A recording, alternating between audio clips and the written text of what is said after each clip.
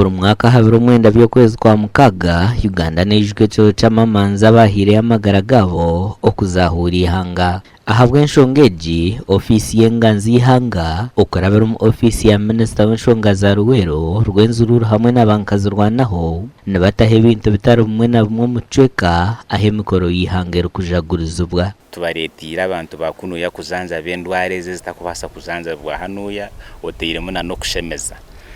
So twatandikana abantu bona kuba kwija tubakira tugaruka tubahura tucheza kubahura buri omwe tumuteka omu speciality erikwetengwa.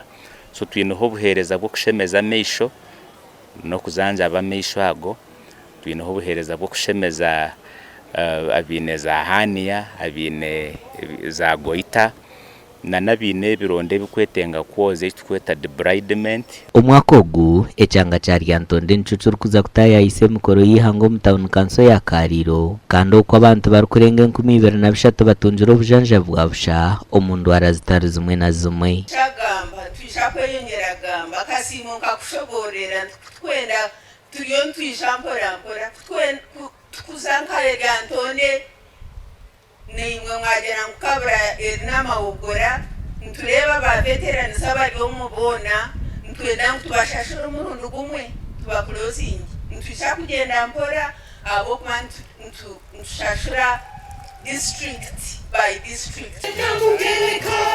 Habireho no kushaba ko mutano okwijuka hamwe no kushabira amamanzi g'ecekeki.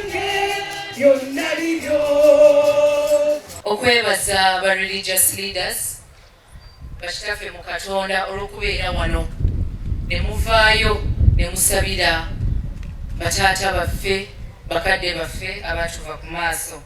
Ekyo kiraga okutambulira wamu n'obumu. Ekikulu munonga n'okureeba ngu ebitwarwanire ebibarwanire ebibafeeriire tibyagarukaho. You cannot have peace unless you have justice. So, paying back to the gallant women, foreign and living, means that we have to endeavor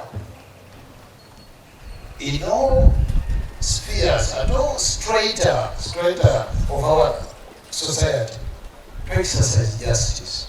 It is a day when ikindi yoni nkora omukuronda karuru omukwegyesa omukuburira omukushomesa omukugamba omukuganira nitware barwanire omisho nari nimbita.